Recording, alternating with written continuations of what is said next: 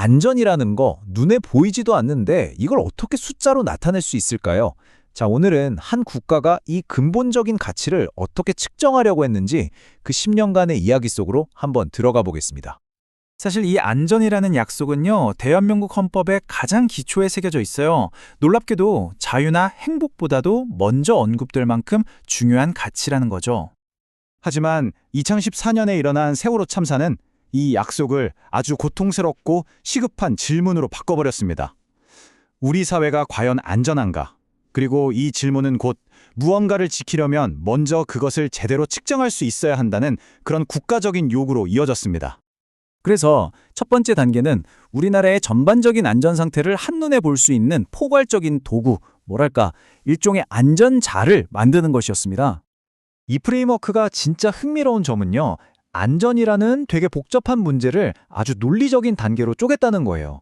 잠재적인 위험 요인에서 시작해서 우리 사회가 얼마나 취약한지, 또 위기가 닥쳤을 때 얼마나 잘 대응할 수 있는지, 그리고 결국 어떤 피해와 영향을 받는지까지 굉장히 체계적으로 접근했죠.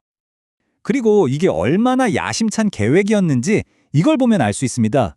범죄율부터 환경오염까지 사회의 모든 안전 측면을 다루기 위해서 무려 60개나 되는 지표를 만들어냈거든요. 자, 그런데요.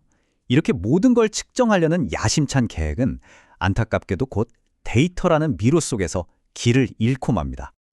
그러니까 핵심은 이거예요.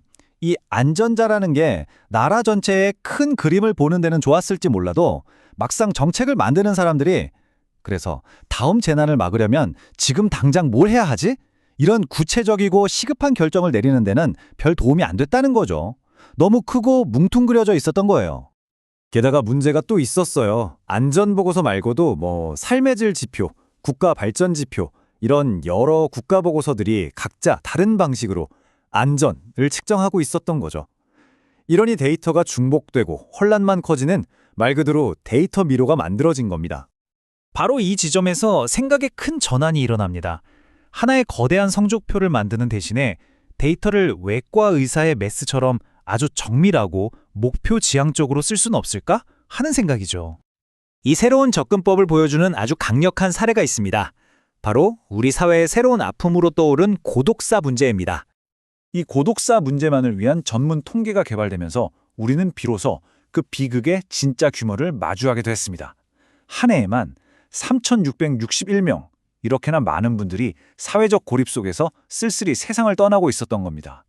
그리고 이 전문화된 데이터를 더 깊이 들여다보니까 정말 충격적인 패턴이 드러났어요. 희생자의 대부분이 특히 50대와 60대 남성이었던 겁니다.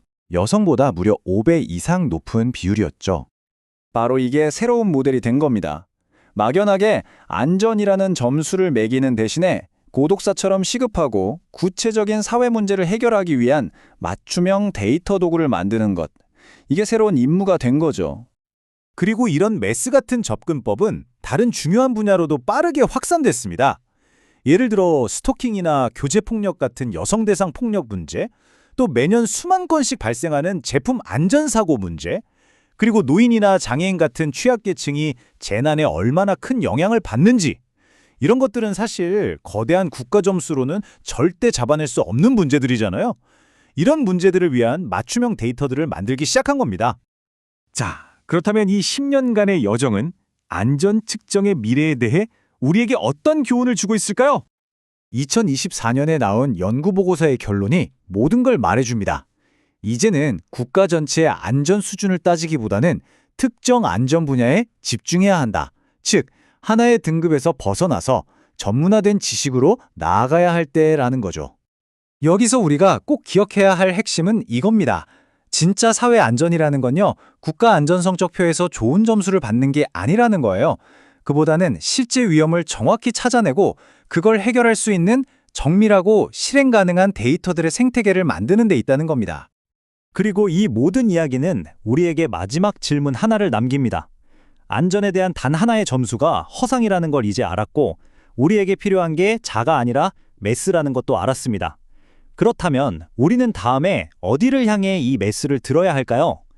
데이터는 우리 사회의 어떤 숨겨진 위험을 다음으로 밝혀내야 할까요?